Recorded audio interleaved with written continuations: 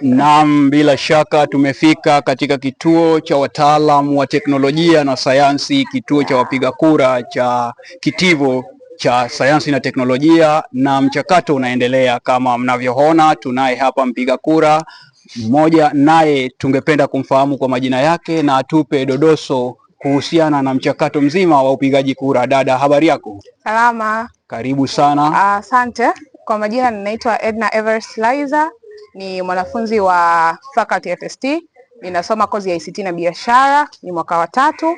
Kama ambavyo umesema, leo ni siku ambayo tulikuwa tunaisubiria kwa ajili ya zoezi zima la kupiga kura kwetu sote sisi wanafunzi wa Chuo Kikuu Mzumbe kwa ajili ya kuchagua viongozi ambao tunatamani wasimame kwa ajili yetu. Kama ambavyo unaona, zoezi linaendelea na ninafurahi sana kuwaona watu wakiwa wanaendelea kuja kupiga kura kuchagua viongozi ambao wanawataka.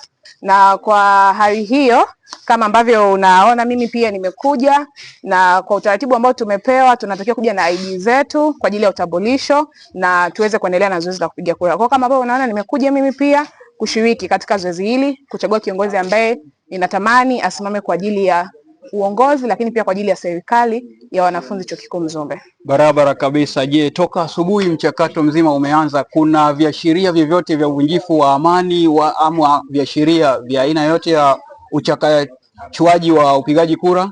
Kwa upande wangu, kuanzia mchakato umeanza wa zoezi zima la upigaji kura, sijaona, kwa kweli sijaona. Zoezi linaenda kwa utulivu na amani, watu wanapiga kura, hakuna usumbufu wote. Kwa hiyo ni jambo jema, linaonyesha namna gani ambavyo tumetulia na tunafanya vitu kisome kama wasomi ambavyo wanatakiwa kufanya vitu. Kwa hiyo we are doing the things perfectly, hakuna ambacho kimetokea. Je, ungependa kuwahasa wale ambao hawajafika kwenye vituo vya upigaji kura jambo gani?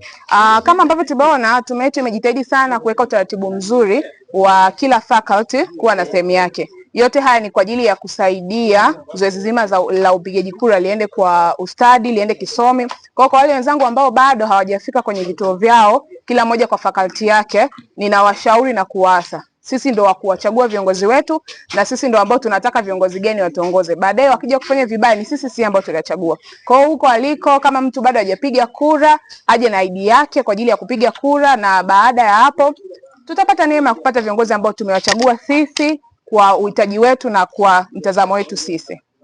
Na hali ya ulinzi ipo vipi mpaka sasa? Nimeona security iko kwa uzuri, nimeona watu wa security wanazunguka kuhakikisha usalama unaendelea, na kama ambavyo nimesema, watu wamejitahidi sana, hakuna vurugu zozote, na ambavyo tumeweka kila kitivo na sehemu yake, imeturahisishia pia zoezi hili kwenda kwa urahisi zaidi. Asante sana Bi Edna kwa ushirikiano wako na kwa muda wako. Nashukuru sana, karibuni tupige kura.